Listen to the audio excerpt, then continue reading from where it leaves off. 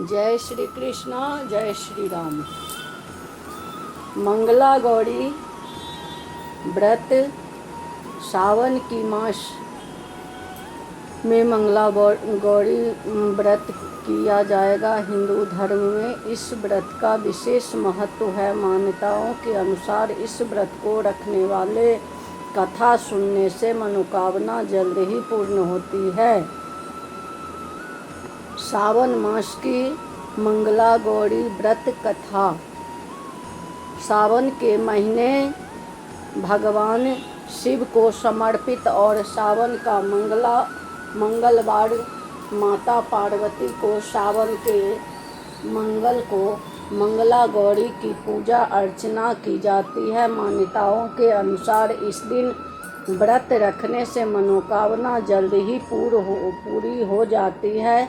सुहागन महिलाएं इस व्रत को रखती है तो उन्हें अखंड सौभाग्यवती होने का वरदान प्राप्त होता है। सावन में मंगलवार को सुहागिन महिलाएं पूरे दिन व्रत रखकर शाम को मंगला गौरी की विधि विधान से पूजा अर्चना करती है और व्रत कथा पढ़ती है। मंगला गौरी व्रत कथा एक समय की बात है। एक शहर में धर्मपाल नाम का एक व्यापारी रहता था। उसकी पत्नी बहुत खूबसूरत और उसके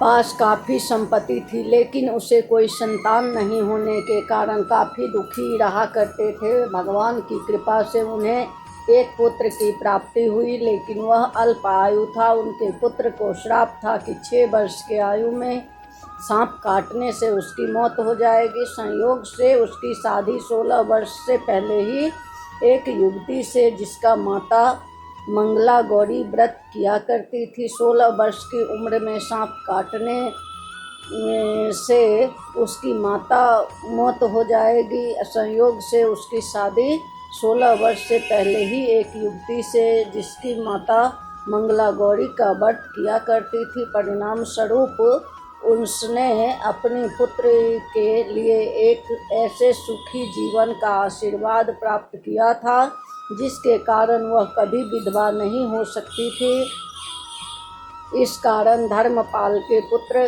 का आयु 100 साल की हुई। सभी नव विवाहित महिलाएं इस पूजा को करती है और मंगला गौरी व्रत पालन करती है और अपने लिए लंबे सुखी स्थायी वैवाहिक जीवन की कामना करती है।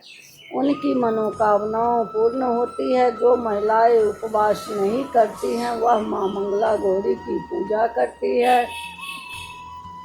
कथा के बाद क्या करे? कथा सुनने के बाद विवाहित महिलाएं अपनी सास और ननद को लड्डू दिया जाता है, साथ ही ब्राह्मणों को प्रसाद दिया जाता है। इस विधि को करने के बाद 16 बाती का दिया जलाकर मां मंगला गौरी की आरती करें। अंत में मां गौरी के सामने हाथ जोड़कर पूजा में किसी भी भूल के लिए क्षमा मांगे। आप इस व्रत और परिवार की खुशी के लिए लगातार 5 वर्षों तक कर सकते हैं। बोलिए जय श्री कृष्ण, जय श्री राम।